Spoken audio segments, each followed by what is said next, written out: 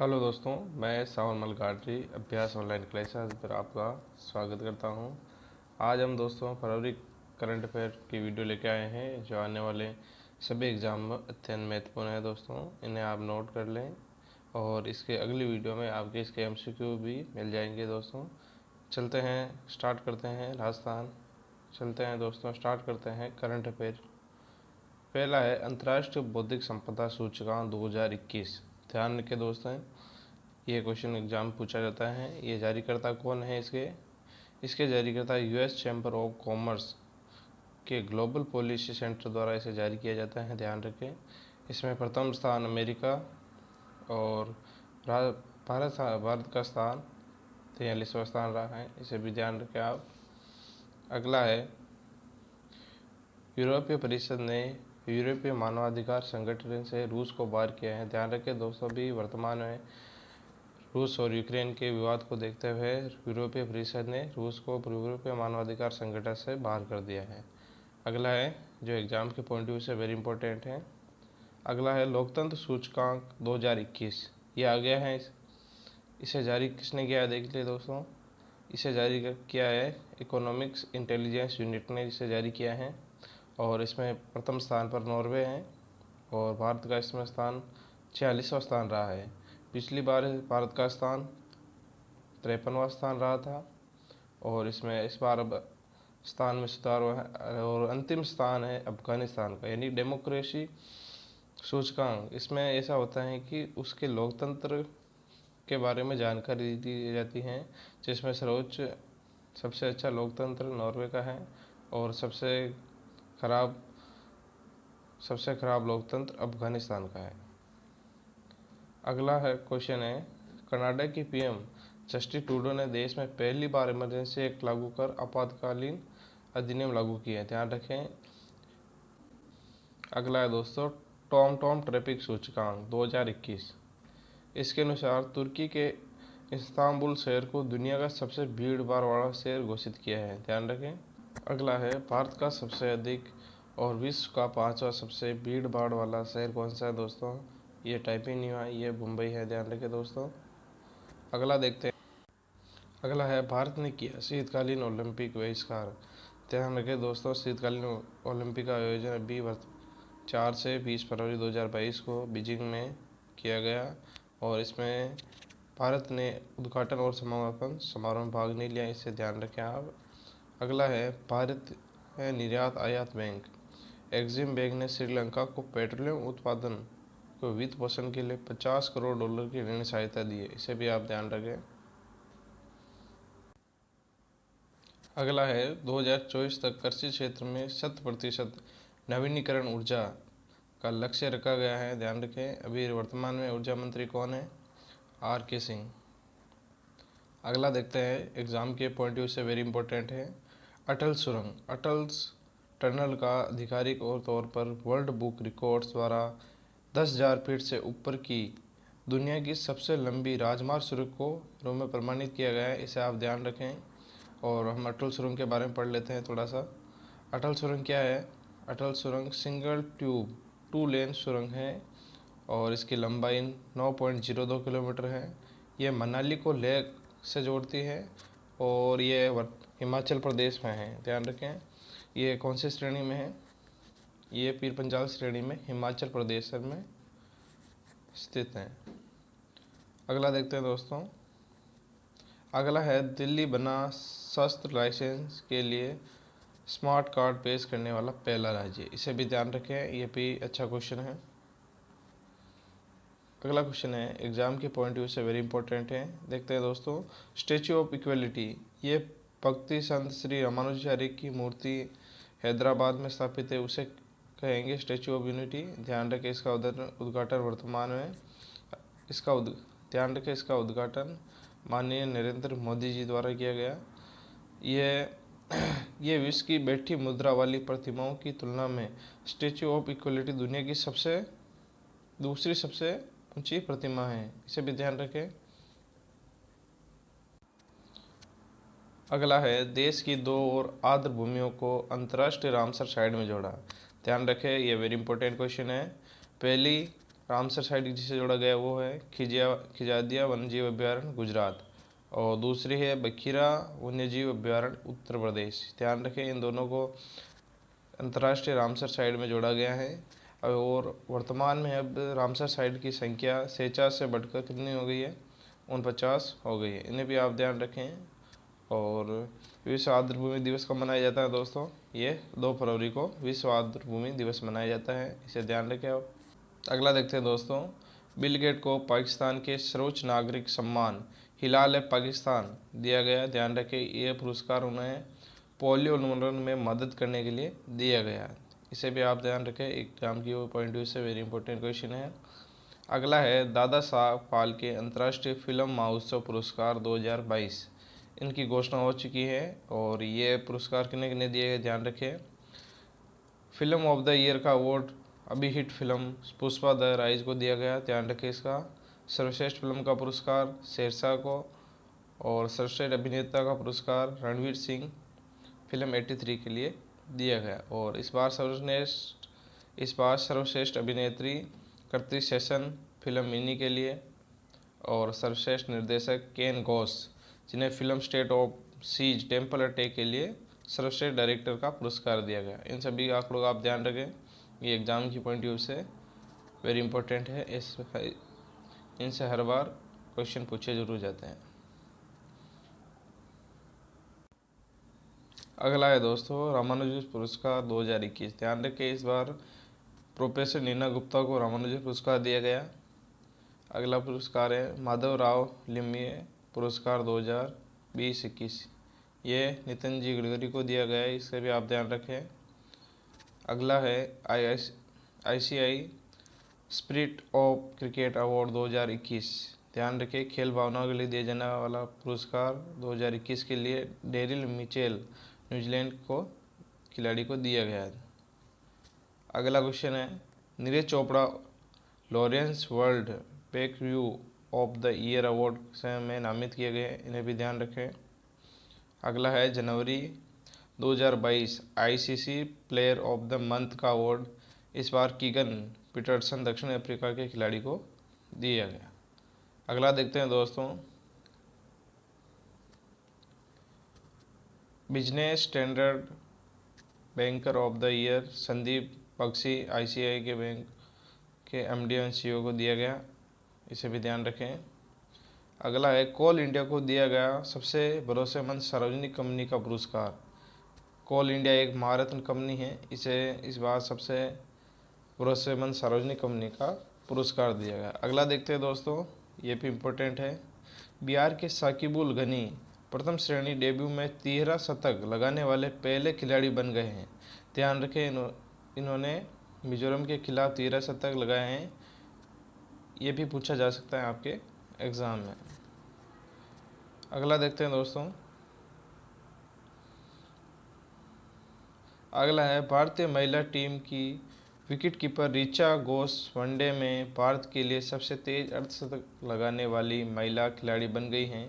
ध्यान रखें, उन्होंने ऐसा कारनामा न्यूजीलैंड के खिलाफ 26 बॉलों में किया। ये भी एग्ज़ाम के पॉइंट व्यू से इम्पोर्टेंट है। अगला है दोस्तों IPL 2022 के लिए 2 नई टीमों के नाम आ गए हैं। ध्यान रखें, गुजरात टाइटंस और लखनऊ सुपर जायंट्स 2 नई टीमें होगी इस बार IPL में। अगला है भारत बना अंडर-19 विश्व कप 2022 का विजेता।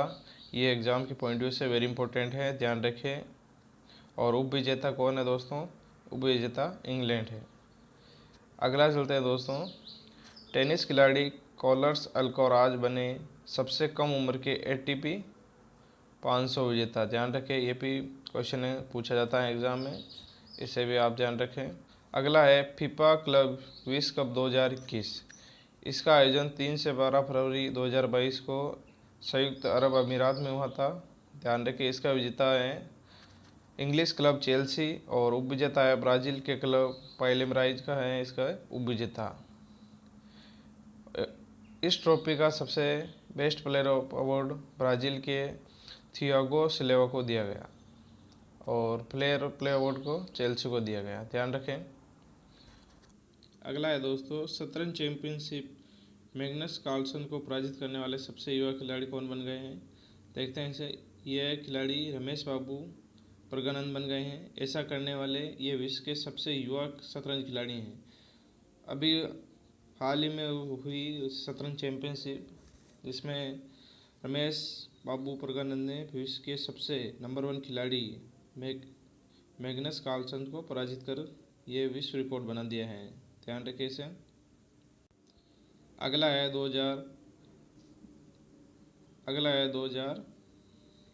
2023 में भारत अंतर्राष्ट्रीय ओलंपिक समिति की मेजबानी करेगा। ध्यान रखिए, भारतीय अंतर्राष्ट्रीय ओलंपिक के 140वें सत्र की मेजबानी करेगा। इसकी मेजबानी 2023 में मुंबई के जियो वर्ल्ड कन्वेंशन सेंटर में की जाएगी। इसे भी ध्यान रखें आप। अगला देखते हैं दोस्तों, शीतकालीन ओलंपिक खेल 2022। इसका आयोजन बीजिंग में किया गया था। इसका शुभंकर क्या है देखते हैं दोस्तों। इसका शुभंकर बिंग डेवन है। ध्यान रखें। ऑफिशियल स्लोगन है together for a share future, यानी कि एक साथ एक साझा भविष्य के लिए। इस ओलंपिक में 7 किलो की 15 डिसिप्लिन में 109 इवेंट कराए गए थे। अभी ध्यान रखिए, इसमें फर्स्ट स्थान पर नॉर्वे रहा जिसने 16 गोल्ड, 8 सिल्वर और 13 ब्रोंज के साथ टोटल 23 मेडल जीते हैं। और दूसरे स्थान पर जर्मनी और तीसरे स्थान पर मेजबान चाइना रहा। अगला है सीबीएसई केंद्रीय माध्यमिक शिक्षा बोर्ड के नए अध्यक्ष कौन है दोस्तों। ये नए अध्यक्ष विनीश जोशी हैं। इसे भी ध्यान रखें। अगला है युवा कार्यक्रम एवं खेल मंत्रालय ने मलेशियाई बैडमिंटन कोच टेन किम हर को वर्ष 2026 एशियाई खेलों तक भारत के युगल के लिए कोच नियुक्त किया है। ध्यान रखें इसे। ये मलेशियाई बैडमिंटन के खिलाड़ी जिन्हें भारत के युगल बैडमिंटन टीम के लिए कोच नियुक्त किया गया है। ध्यान रखें इसे भी। अगला है संजीव सन्याल प्रधानमंत्री की आर्थिक सलाहकार परिषद के पूर्णकालीन सदस्य नियुक्त किए गए हैं। इसे भी ध्यान रखें। वर्तमान में प्रधानमंत्री की आर्थिक सलाहकार परिषद के अध्यक्ष कौन है। ध्यान रखें इसे। इन्हें भी अभी नियुक्त किया गया था। इनका नाम विवेक देव रॉय है। अगला चलते हैं दोस्तों, कर्मचारी चयन बोर्ड एसएससी के नए चेयरमैन किन्हें बना दिया गया है। एसएससी के नए चेयरमैन एस किशोर को बना दिया गया है। अगला है चेतन गाटे को आर्थिक विकास संस्थान आईईजी निर्देशक नियुक्त किया गया है। इन्हें भी आप ध्यान रखें। और आरबीआई के नए निर्देशक कौन होंगे, ये संजय मल्होत्रा होंगे। अगला है भारत के पहले राष्ट्रीय समुद्री सुरक्षा समन्वयक किन्हें बना दिया गया है। ध्यान रखें दोस्तों, जी अशोक कुमार को राष्ट्रीय समुद्री सुरक्षा समन्वयक बना दिया गया है। अगला है भारत के नए राष्ट्रीय समुद्री सुरक्षा समन्वयक किसे बना दिया गया है। ध्यान रखें, ये जी अशोक कुमार को बना दिया गया है। अगला है रक्षा खुफिया एजेंसी डीआईए के नए महानिदेशक कौन है दोस्तों। ये लेफ्टिनेंट जनरल जीएवी रेड्डी को बनाया गया है। अगला है भारतीय दिवाला एवं शोधन अक्षमता बोर्ड IBVI नए चेयरमैन कौन है। ध्यान रखें, इसके नए चेयरमैन रवि मित्तल हैं। अगला है विश्वविद्यालय अनुदान आयोग UGC के नए अध्यक्ष कौन है। ध्यान रखें, इसके नए अध्यक्ष एम जगदीश कुमार को बना दिया गया है। अगला देखते हैं दोस्तों, अगले प्रमुख निधनों को देख लेते हैं दोस्तों। इसमें ध्यान रखें, संगीतकार बप्पी लियाड़ी का निधन हो गया है। ये प्रसिद्ध संगीतकार रहे थे। और अगला है उद्योगपति राहुल बजाज का निधन हो गया है, जो भारतीय उद्योग परिसंघ के पूर्व अध्यक्ष रह चुके हैं। अगला एग्जाम के पॉइंट व्यू से वेरी इंपॉर्टेंट है। ध्यान रखें दोस्तों, भारत की स्वर कोकिला लता मंगेशकर जी का हाल ही में निधन हो गया है। ये भी एग्जाम के पॉइंट व्यू से इम्पोर्टेंट है। ध्यान रखें, इनका जन्म इंदौर में हुआ था। इनकी प्रमुख उपलब्धियां एग्जाम में पूछी जा सकती हैं। ध्यान रखें, इनको पद्म भूषण अवार्ड 1969 में दिया गया और पद्म विभूषण अवार्ड 1999 और भारत रत्न से इन्हें 2001 में सम्मानित किया गया। ये एग्ज़ाम के पॉइंट व्यू से वेरी इंपॉर्टेंट है। पूछा जा सकता है कि लता मंगेशकर जी को भारत के सर्वोच्च पुरस्कार भारत रत्न से कब सम्मानित किया गया? अगला है दोस्तों, पूछा जा सकता है कि दादा साहब फाल्के पुरस्कार लता मंगेशकर जी को कब दिया गया? ध्यान रखिए, ये पुरस्कार उन्हें 1979 में दिया गया, इसे भी आप ध्यान रखें। अगला देखते हैं दोस्तों, हेमानंद बिस्वाल बिहार के पूर्व मुख्यमंत्री जी का भी हाल ही में निधन हो गया है, इसे भी आप ध्यान रखें। अगला है गीता श्री संध्या मुखोपाध्याय, ये बंगाल की एक महान गायिका थी, इनका भी हाल ही में निधन हो गया है। अगला है शकुंतला चौधरी, यह पद्मश्री से भी सम्मानित हैं, ये असम की गांधीवादी विचार वाली महिला हैं, इसे भी आप ध्यान रखें। अगला है उत्तराखंड के ब्रांड एम्बेसडर किन्हें बनाया गया है दोस्तों? ध्यान रखिए, सुपरस्टार अक्षय कुमार को उत्तराखंड के नए ब्रांड एम्बेसडर के रूप में बनाया गया है। अगला है एडिडास के ब्रांड एम्बेसडर प्रसिद्ध टेबल टेनिस खिलाड़ी मनिका बत्रा को बनाया गया है। अगला देखते हैं दोस्तों, बाटा इंडिया लिमिटेड के ब्रांड एम्बेसडर दिशा पाटनी को बनाया गया है। अगला है दोस्तों, गुरुग्राम में अरावली जैव विविधता पार्क को भारत का पहला अन्य प्रभावी क्षेत्र आधारित संरक्षण उपाय यानी कि OECM का टैग किसके द्वारा दिया गया? ध्यान रखें, इसका टैग इसे IUCN द्वारा दिया गया है। ध्यान रखें, IUCN द्वारा ही रेड डाटा बुक जारी की जाती है। अगला है रूसा योजना। रूसा योजना क्या है देख लीजिए दोस्तों, यानी कि रूसा योजना का मतलब यह है कि राष्ट्रीय उच्चतर शिक्षा अभियान, जिसे हम रूसा कहते हैं, इसे बढ़ाकर 31 मार्च 2026 तक कर दिया गया है, इसे भी आप ध्यान रखें। अगला है केंद्र सरकार की एक प्रमुख योजना है जिसे हम पढ़ेंगे, ध्यान रखें, स्माइल योजना। केंद्रीय सामाजिक न्याय और अधिकारिता मंत्री डॉक्टर वीरेंद्र कुमार द्वारा केंद्रीय क्षेत्र की स्माइल योजना, स्माइल आजीविका और उद्यम के लिए वंचित व्यक्तियों की सहायता के लिए शुभारंभ कब किया गया है? ध्यान रखें, इसका शुभारंभ 12 फरवरी 2022 को किया गया। ध्यान रखें दोस्तों, ये गलती से 2020 टाइप हो गया है, ये 12 फरवरी 2022 को किया गया। इसका उद्देश्य क्या है? ध्यान रखें इसका उद्देश्य ट्रांसजेंडर समुदाय और भिक्षुकों के कल्याण एवं उनके पुनर्वास प्रदान करना, इसे आप ध्यान रखें, यह इम्पोर्टेंट है।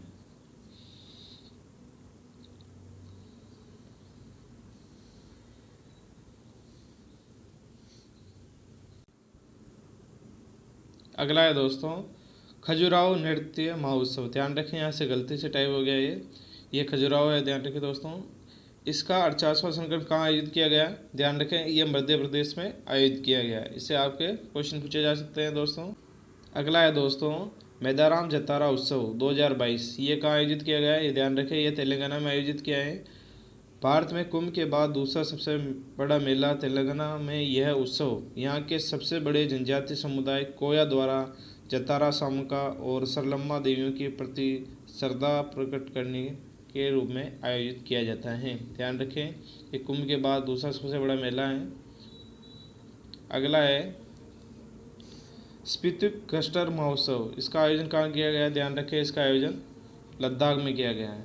और तोरगिया महोत्सव का आयोजन ये अरुणाचल प्रदेश में किया गया है। आगे चलते हैं दोस्तों, प्रमुख युद्धाभ्यास देख लेते हैं हम। प्रमुख युद्धाभ्यास में ध्यान रखें, धर्म गार्जियन 2022 का आयोजन किन किन के मध्य किया गया है? ध्यान रखें, भारत और जापान के मध्य कर्नाटक में धर्म गार्जियन 2022 का आयोजन किया गया है। दोस्तों एग्जाम के पॉइंट व्यू से इम्पोर्टेंट हैं, ध्यान रखें। यह युद्ध किन के बीच हुआ है? भारत और जापान के बीच इस युद्धाभ्यास का आयोजन किया गया है। अगला देखते हैं दोस्तों, अगला युद्धाभ्यास है, ध्यान रखें दोस्तों, वायु अभ्यास ईस्टर्न ब्रिज 4 का आयोजन। ध्यान रखें, यह भारत और ओमान के मध्य किया गया है, यह एग्जाम के पॉइंट व्यू से इम्पोर्टेंट है, ध्यान रखें इस युद्धाभ्यास का। इसका आयोजन वायुसेना स्टेशन जोधपुर में इसका आयोजन किया गया है, इसे भी आप ध्यान रखें। अगला है और वेरी इंपॉर्टेंट है, अगला ध्यान रखें इसे, देश का पहला जियोलॉजिकल पार्क यानी कि भूवैज्ञानिक पार्क कहाँ खोला जाएगा? ध्यान रखें दोस्तों, इसका यह जबलपुर मध्य प्रदेश में खोला जाएगा, इसे ध्यान रखें। अगला है दोस्तों, DGCI drug controller general of India ने 12 से 18 वर्ष की आयु वाले बच्चों के लिए बायोलॉजिकल ई के कॉर्बेवैक्स वैक्सीन को मंजूरी दी है। ध्यान रखें दोस्तों, कॉर्बेवैक्स वैक्सीन को 12 से 18 वर्ष के बच्चों के लिए मंजूरी दे दी गई है। अगला यानी ये क्या है, देखिए, कॉर्बेवैक्स पहली स्वदेशी रूप से विकसित प्रोटीन सब यूनिट वैक्सीन है, इसे भी ध्यान रखें। अगला देश का पहला बुलेट ट्रेन स्टेशन कहाँ खोला जाएगा दोस्तों, ध्यान रखें, ये सूरत में खोला जाएगा। अगला है, देश की पहली वाटर टैक्सी सेवा कहाँ प्रारंभ की गई है, ध्यान रखें, यह मुंबई में स्टार्ट की गई है। यह मुंबई के स्थान नई मुंबई और दक्षिण मुंबई और बेलापुर जेट्टी को जोड़ेगी, ध्यान रखें। अगला है, देश की सबसे बड़ी कुश्ती अकादमी रेलवे द्वारा किशनगंज दिल्ली में स्थापित की जाए, इसे भी आप ध्यान रखें। किशनगंज किसके द्वारा, रेलवे द्वारा। अगला है प्राकृतिक खेती को बढ़ावा देने के लिए नाबार्ड ने जीवा कार्यक्रम शुरू किया गया है, ध्यान रखें। प्राकृतिक खेती को बढ़ावा देने के लिए नाबार्ड ने कौन सा कार्यक्रम शुरू किया है, जीवा कार्यक्रम शुरू किया है। अगला है दोस्तों, RBI की नई मौद्रिक नीति आ चुकी है, जिसमें रिपो रेट और रिवर्स रिपो रेट को इस बार भी परिवर्तित नहीं किया है, ध्यान रखें। RBI की रिपो रेट क्या है, यह 4% है और रिवर्स रेपो रेट 3.35% है। अगला है, नेपाल बना भारत के UPI मंच को लागू करने वाला पहला देश, इसे भी आप ध्यान रखें। भारत जैसे UPI मंच को कहाँ लागू किया गया है, नेपाल में लागू किया गया है। अगला है, RBI बना सोना खरीदने वाला विश्व का दूसरा सबसे बड़ा संस्थान, ये भी ध्यान रखें। और पहला संस्थान कौन सा है, यह सेंट्रल बैंक ऑफ थाईलैंड है। अगला है दोस्तों, भारत ने चीन के 54 ऐप पर लगाया प्रतिबंध, ध्यान रखें, भारत ने चीन के 54 ऐप पर प्रतिबंध लगा दिया गया है। अगला है, यूक्रेन में फंसे भारतीयों की वापसी के लिए कौन सा ऑपरेशन चलाया गया, ध्यान रखें, इसे ये एग्जाम के पॉइंट ऑफ व्यू से इम्पोर्टेंट है। उनके लिए ऑपरेशन गंगा चलाया गया है। ऑपरेशन गंगा और यूक्रेन से फंसे आदमियों को वापस लाने के लिए चलाया गया है। अगला है, देश का पहला व्यावसायिक स्तर पर बायोमास आधारित हाइड्रोजन संयंत्र, ये खंडवा MP में खोला जाएगा। अगला, पुर्तगाल के प्रधानमंत्री, ध्यान रखें, पुर्तगाल के प्रधानमंत्री किन्हें नियुक्त किया गया है, एंटोनियो कोस्टा को पुर्तगाल के प्रधानमंत्री नियुक्त किया गया है। अगला है दोस्तों, विश्व की पहली हाइड्रोजन संचालित फ्लाइंग बोट कौन सी है, ध्यान रखें, द जेट है, किसके द्वारा लॉन्च की गई है, ये दुबई द्वारा लॉन्च की गई है। अगला है, नए CGA लेखा महानियंत्रक कौन बने, सोनाली सिंह बने, इससे पहले दीपक दास थे। अगला है, सौरभ गांगुली ने विश्व के तीसरे सबसे बड़े स्टेडियम की आधारशिला कहाँ रखी है, ध्यान रखें, ये जयपुर में रखी गई है। ये विश्व का तीसरा सबसे बड़ा और भारत का दूसरा सबसे बड़ा स्टेडियम होगा। ये जयपुर के चौप गांव में बनाया जा रहा है, इसे भी आप ध्यान रखें।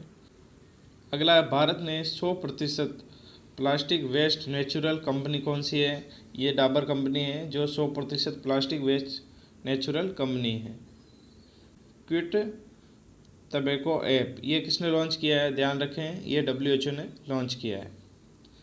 अगला है, डिफेंस एक्सपो 2022 का आयोजन कहाँ किया जाएगा, ये एग्जाम की पॉइंट से इम्पोर्टेंट है, ध्यान रखें, ये गांधीनगर में किया जाएगा। अगला है, एशिया का सबसे बड़ा गोवर्धन प्लांट कहाँ लगाया जाएगा, ये इंदौर में लगाया जाएगा, इसे भी आप ध्यान रखें। अगला है, इंडियन इंस्टीट्यूट ऑफ टेक्नोलॉजी यानी कि IIT भारत से बाहर पहली शाखा कहाँ स्थापित करने जा रही है, ध्यान रखें, यह संयुक्त अरब अमीरात में स्थापित की जाएगी। ये एग्जाम के पॉइंट व्यू से वेरी इंपॉर्टेंट क्वेश्चन है, इसे आप ध्यान रखें। अगला है, बसंत महोत्सव को ईयर ऑफ द टाइगर के रूप कौन मनाएगा, ध्यान रखें, इसे चाइना बसंत महोत्सव को ईयर ऑफ द टाइगर के रूप में मनाया जाएगा, ध्यान रखें। कैसी लगी दोस्तों वीडियो अच्छी लगी तो वीडियो को लाइक और चैनल को सब्सक्राइब कर दें। अगली वीडियो इन फरवरी के करंट अफेयर की MCQ लेके आएंगे और यदि आप MCQ चाहते हो तो कमेंट बॉक्स में ज़रूर कहें, जिससे मैं जल्दी MCQ लेके आऊँ। और मिलते हैं अगली वीडियो में। जय हिंद दोस्तों।